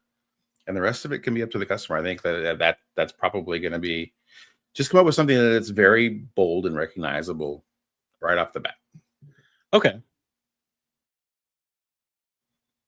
Do you have your grade in a white circle box or something like that on its own, or not? Yeah, because everybody's kind of become used to that, so I'm going to go with that kind of same kind of thing. So one corner is going to have my big logo, the other corner is going to have my grade. Okay. And then I'm going to have the details in the middle, I guess. Okay. Yeah, it's interesting because I'm not a graphic designer. So I could spend a lot of time trying to figure out, what I think is the best design, what I think is the best label. I'm of two minds on it, because I come in and I'm like, okay, would I do it with a blue label? Because that's, even with CGC, even with CBCS, blue label is the kind of now the universal label. Different shades of blue, but hey. Do I do that, or do I go my own way? I kind of like that you're coming in with the pick whatever color, but then do you have like different types of, like CGC will do like restored, they'll do authenticated for signatures. Do you have? Maybe we do something different in the area where it has the details in the middle. Maybe you do something different in that area that delineates that this is a restored book, or this is an autographed book, or something like that, where you have maybe just a different shape around that center area or something like that, just to kind of delineate that so people can see. Or maybe even the shape of the area where the number grade is. Maybe it's a diamond instead. If it's something, if it's restored, it's a diamond. If another, it's a circle. If it's another, it's got the rounded edge square, so you have different corner symbols to delineate whether it's restored, autographed, or just a standard graded book. So I don't know, and to me that's like the weird thing. I don't know why I don't know why they have to have a different color label for different things. Right. Like I've seen some companies come at it with the different color where you can customize, and they look beautiful. Going to customize to the cover of the book to where it kind of matches the color. Interesting. There you go. I like that. Interesting. Different shades of various colors. Okay. Excuse me again. Been a long week for me. I never really said part of the reason I wasn't here is because I've been sick the last week. You've had things going on. You've been sick. You've had everything thrown at you, and thank you for being here. Oh yeah, absolutely. Pleasure to be here with everybody, including you. So one of my other things is turnaround time and pricing. So how quickly, if it's my company, I'm going to make sure that the books are getting back to people as quickly as possible. But again, with that same level of consistency and quality, and then the pricing has to be right. So my thing with that, just to kind of, it's neck and neck. Mine was value. Okay. Now turnaround time, I actually intentionally left off, because while there's ridiculous turnaround time, I think turnaround time is going to fluctuate, and I think it's going to be one of those things where it's like it takes as long as it takes, and I don't want a company to artificially speed up because it's taking too long and risk any of those other things like quality. But let's say it's the band grading company, right? Have a good night, John. Yeah, bye, John. Thanks for being here. But let's say it's the band company, right? Do you have different turnaround times for different price levels? Do you have like the expedited, expedited level, or do you have the standard, or do you? I say part of me wants to say F it as far as when it comes to like pay to play and people that do it. But I do think that if you have an estimated value on your book that is above a certain level, I think that there's an expectation that it should be looked at quicker. That I understand. But I think that, I want to pay to have my stuff go cut in line. No, too bad. So let's say though, also, along with pricing, does your pricing matter? Does it change on the value of the book? So yes, but both ways. Because right now, green companies that do that, as far as I'm aware, they only do it one way, which is if your book is worth more, they charge you more. Right. If your book ends up being worth less, I think you should get your money, the total lowered that you owe. And I think that's how it should work. It should work in your favor as well. I can see that. And that's a big one to me is the predatory practices. I think, they're shooting themselves in the foot to spite the face kind of thing. Right. Because it almost to me seems like when you have to pay more for a higher graded book, that almost is a conflict of interest because it's in their best interest to grade that book higher, right? True. Yeah, you can make that argument. I don't know if it's a weird one as far as it shouldn't be insane, right? Now, if you're a comic book grading company, I feel like you have to expect there's just as much possibility that one day you're going to be handling an Action Comics 1 as there is that you would be handling an Action Comics 1087. Right. I hope that's not a key. I don't think it is. It's certainly not an Action Comics 1. Right. You're going to have different graders that have different areas of expertise. True. Although I think ideally they should all be cross-training each other. Right.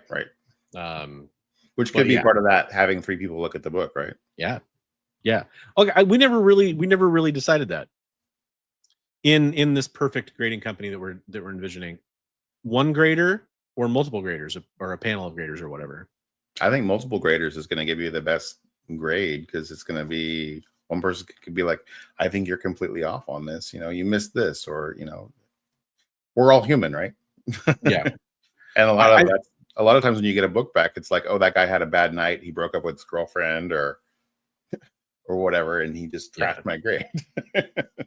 Or he got woken up with a special surprise by his girlfriend, or and you got all 9 8s, right? Yeah. Do fast track, vintage, modern, etc. have their own groups of graders? Or is it free for all? Okay, gosh, I'm so sorry. We're kind of talking about theoretical company. That's what I think in our theoretical company he's asking. Yeah, and for me, it's I think it would be hard not to start that way because you're going to have people who are more experienced with certain books. But I think ideally you have them all cross and having the panel of graders idea, which I am in favor of, right, is a way to do that because you then they're all seeing all the books and I think the way that should be a scientific process in terms of, let's say you have 3 graders. I don't know, it might be more than that. It might be less. Should be an odd number though. They each grade the book separately, and then blind ballot kind of system. And then they each look at the grades like, okay, well, 2 people gave it a 9.8, 1 person gave it a 9.6. It should be a 9.8. Right. But then they should, I think, randomly or when there's a big enough difference, there should be a review of that process of like, okay, well, what did you see that we didn't? Right.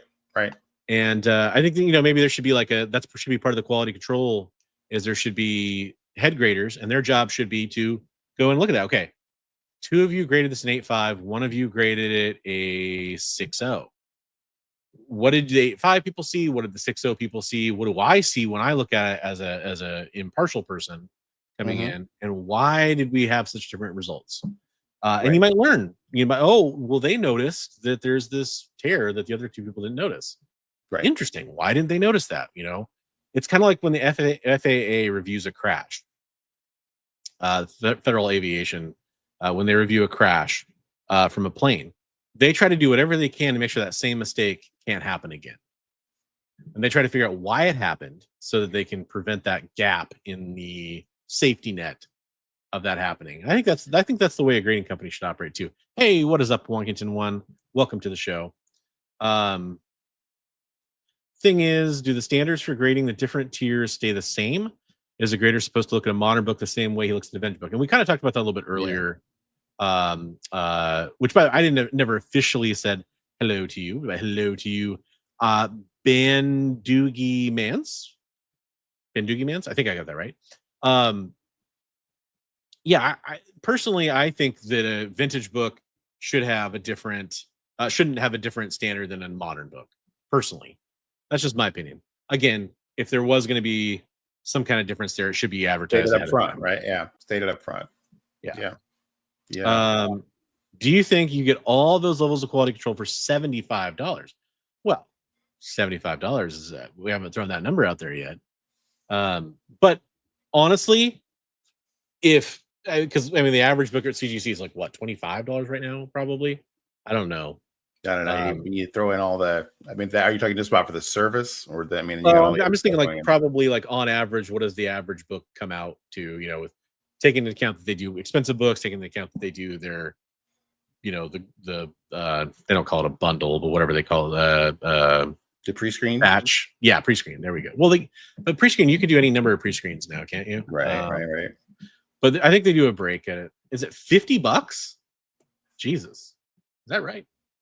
Yeah, very well could be. I haven't graded a book in a while, so Wonka says the turnaround would be so long, but think about it. What we're just talking about is what CGC said they were doing from the beginning. Is they're having independent graders grade it, and then when you're talking about the review process, I'm not saying the review process is for every book.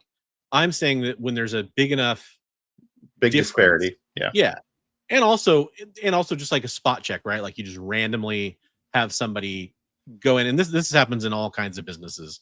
You know, you take a batch of potatoes and you grab one bag off the belt and you kind of look at it and go, oh yeah, you know what, this actually looks pretty gross and we shouldn't be shipping it out. Now let's go check out some of the bags around that and see if they all were the same, or was it just that one bag? It's the same thing, you know, for any type of service. Right. No, you're all good. You're all good. No, we appreciate you chiming in for sure. Oh, Canadian money, okay, and including shipping. See, last time I looked at like modern grading, I want to say it was like, I want to say with shipping and everything, I want to say it came out to like $27 for a modern book. But of course, not everything in modern. Some increases over the last year. Yeah.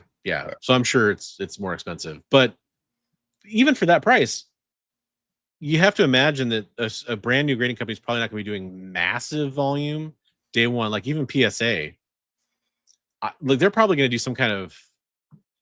I imagine they're going to do some kind of special, right? Introductory pricing. $27 now for modern. Okay. So yeah, pretty close. All right. Okay. Thank you for that, by the way. It's been a year since I've done a submission, I think. Forgive me, Father. It's been a year. Forgive me, Matt Nelson. So my company then also, to do the best I can, I'm going to be offering additional services.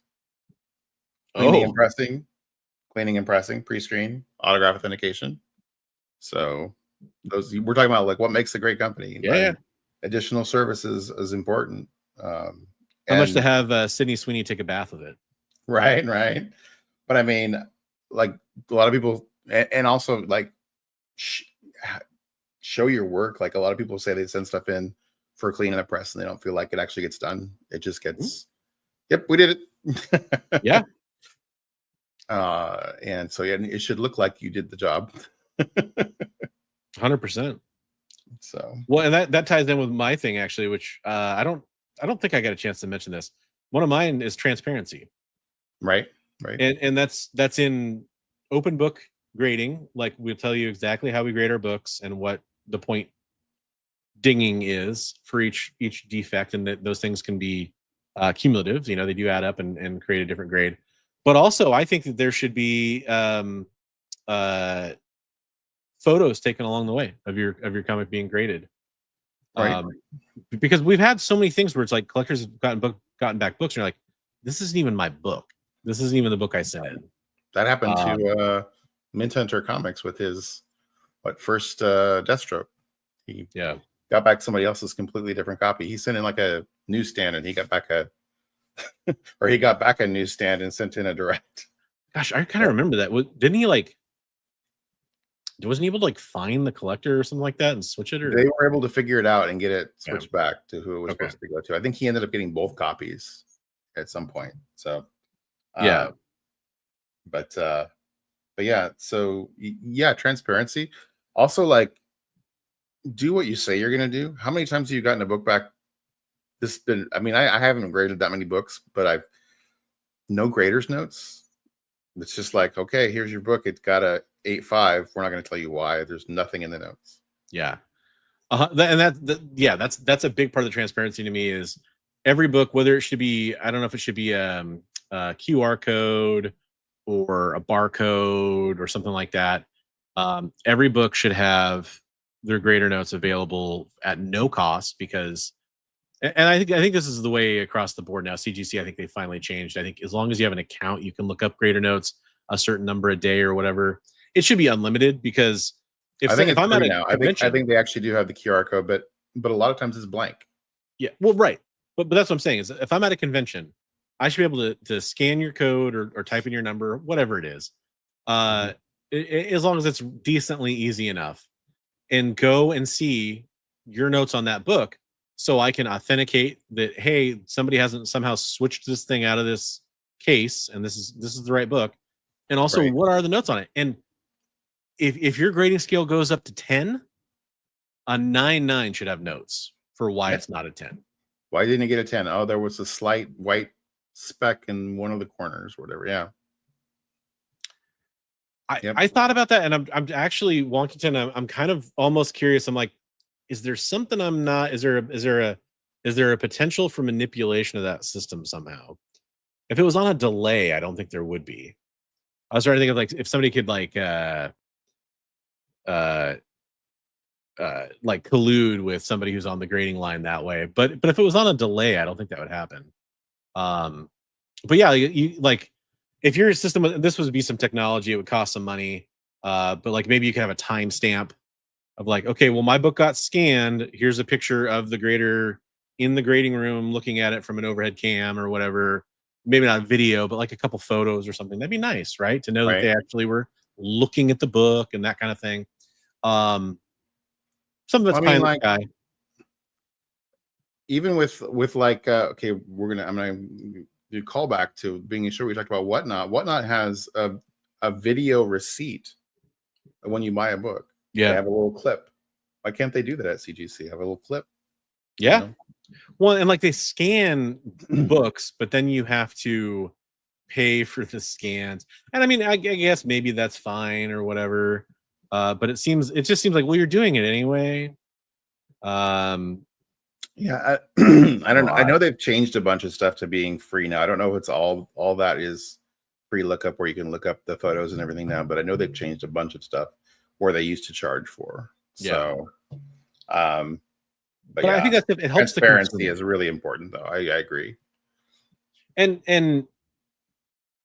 you know, a lot of my philosophy here is you build the best possible grading company because of what it's going to get you in the long run, not because of the short-term return.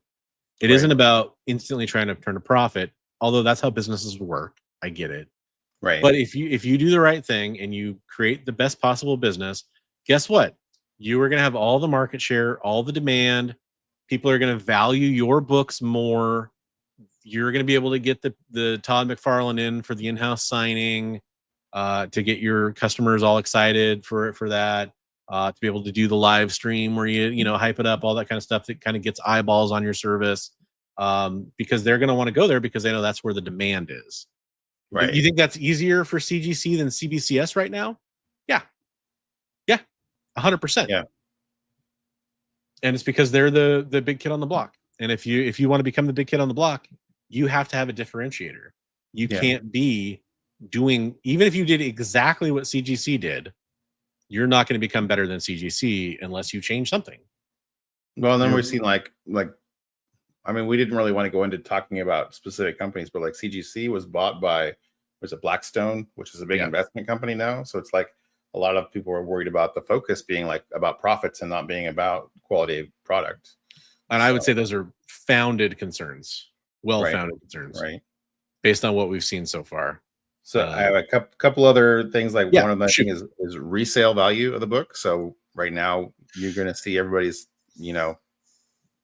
that goes to CGC right now, because that's just kind of become the de facto one that everybody, when you go to sell your book, you're going to get it tried and true. It shows you're going to get a higher return on the book having it graded by CGC than you would having it graded by another company.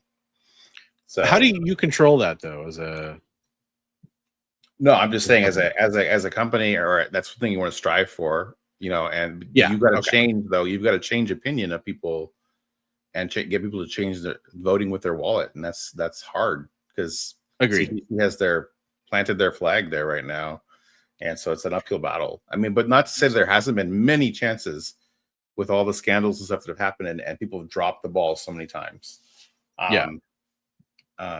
And then my last thing is, like, you kind of alluded to it, but like being at show appearances, having your staff there to accept books and that kind of thing, and also doing signings, the in-house signings and that kind of thing. So having those kind of events and that kind of stuff, and none of this stuff is cheap or easy to do. We're not by any means saying that that's oh, why don't they do this? It'd be easy. No, it's hard to coordinate, you know. So yeah, it is. I mean, and the truth of the matter is, it's really hard for a small startup to get into this space and do well. It's why PSA is one of the few companies, I think, that are positioned where they're at right now that could enter this space and really change things up. It's why I wanted to talk about this, because I hope PSA comes in and does some of these things. I am being realistic when I tell myself that they're probably not going to knock it out of the park in all ways. There's going to be probably not going to happen, stumbling along the way, and hopefully they can learn from the people who come before them. Yeah. And I have a sense, and I hope I'm right, that there's been almost some radio silence from PSA, because I feel like they did go to conventions and they were pulling aside dealers and collectors and higher profile people, and I feel like they were getting feedback, and I hopefully that means they're listening. Right. It's not all about PSA. I'm not saying that, but I do hope that PSA can shift the paradigm of the current grading space in comic books for the better. And I really hope that's true, because CGC right now, they don't have to pay attention at all to CBCS, and they're doing fine. Right. And it's not CBCS is not taking a bite out of CGC anytime soon, any more than they already have. They have their diehard fans. They have people that are going to go over to CBCS because, CGC had this large scandal, and I totally understand that. I do, but it's not making a real dent in the market, and so CGC won't change until somebody comes along and can punch CGC in the nose, and I mean that metaphorically, of course. Punch them in the nose and get them to pay attention. We're not going to see a change in grading in comic books. Right. Why would they? Yeah. Right. They have no incentive to, literally, and they are owned by one of the giantest corporations, giantest money hoarding firms in the world. So they are backed well. Yeah. Shigeyuki asked a really interesting question here. Do real collectors sell their books? That'd be a good topic for a show. I was just gonna say that. To me, that's it's a great prompt, is what I'll say. Who knows? You might see us talk about that next week. That sounds like a good topic. Yeah, I'm excited about that. And to just touch on it, I would say that I try to use the method of using the hobby to fund itself. And I know a lot of people that I hang out with do as well. But there are other people out there who just buy books to buy books for their collection, and they don't want to deal with that. So yeah, I think that would be a great topic to talk about. I'll give you my spoiler answer there for that topic. Is I think it depends, but and I think it's one of those things that can be true, and it can also be not true. Depends on the collector. I don't think it matters to whether or not you're a real collector just because you sold some comic books that you owned at one point. Right. That's true. That's true.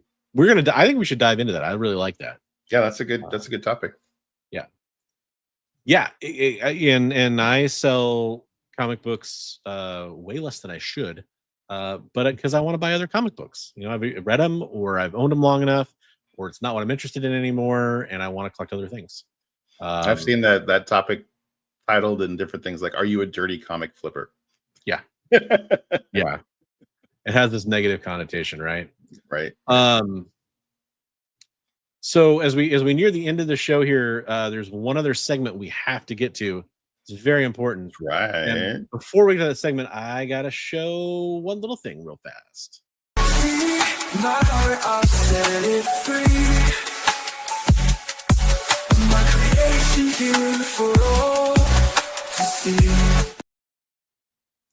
That's right. We do community art here on Best Coast Comics, and we show off your art that you send in to us. So if you want us to show off your art, you send it in to us. Really? I just explained that. You should be able to just send it in to us.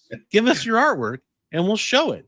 Just like we were talking to Roscoe earlier, and here's some artwork from Roscoe. And Roscoe's an awesome artist. Obviously, you don't have to be as good as Roscoe. You could be drawing stick figures, and I want to see your artwork. Send it in here. This was done for John's Comics with Kids. His show with No Good Comics, where they're doing the X-Men read through. They're reading all X-Men and New Mutants and everything, and they did a giveaway. And Roscoe was nice enough to do a art cover for them for a giveaway. That's dope.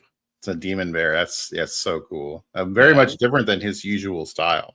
Yeah, it is. He usually does more like a cartoon-ish style. Yeah, he's trying to kind of ape that Sienkiewicz look there, and yeah, it's so cool. That's really awesome. Cool. Good job, Roscoe. If you're watching the rewind, or if you somehow stuck around and you're watching the background, love it, dude. Very, very cool. Next up, we got Steve Driscoll. Now, am I misremembering? Did Steve, was he part of one of our claim sales? Yeah, Steve? He's been in our claim sales. Steve has his own channel, Comics with Stevie D. But he is a gentleman. He's in his 60s, and he's just started drawing. And awesome. So just been able to see, inspired by our show, and then as well as Nate from Hall. Yeah, they've been doing an art thing where they do some drawing live on their streams and stuff, and they're all trying to kind of progress as beginning artists. So I've been able, he sends me drawings, like 3 and 4 drawings every day that he's been doing in his sketchbook, and it's really nice, dude, to see the progression of stuff that he's been doing. Steve, keep it up. I did see your art from last week. It looked pretty bomb. This is looking bomb. Keep it up, Steve. I love it. Love it. Yeah. Why am I not your arrow, your slideshow? Am I not able to scroll here? What's going on? There we go. There we go. I went the wrong way. This is from Elliot Wright. Very timely. Right. Working on a battle beast here. That must be that came out of one of the packs, right? Yeah, that's one of the sketch covers that you can get out of the packs that you can do the sketching on, the blanks. That's dope. So I know Jay likes that, I'm sure. Yeah, that's really cool. I love Battle Beast. Jay had Battle Beast in his list of characters that were OP. He's a bad, he's a BAP for sure. Bad man. Yeah. Beast. Yeah, it's a great cover. Good job, Elliot. I got Eddie Rodriguez coming in with a Lady Deadpool. This is a card. So yeah, sketch card. Really awesome. If you guys don't follow Eddie Rodriguez on Instagram, he does all those kinds of I know the cards are for sale, so hit him up. But he does really good job. Beautiful artwork. I love how he was able to get the bosom fabric stretch in there just barely. I love it. Yeah. He does very, very cool cartoony style. Love his animated style. That's really cool. He did some great donations for Heroes for Heroes last year. Yeah. Absolutely. I think we got one more to show off this week. This is from Comics Limited. This was done for his daughter's graduation. That's cool.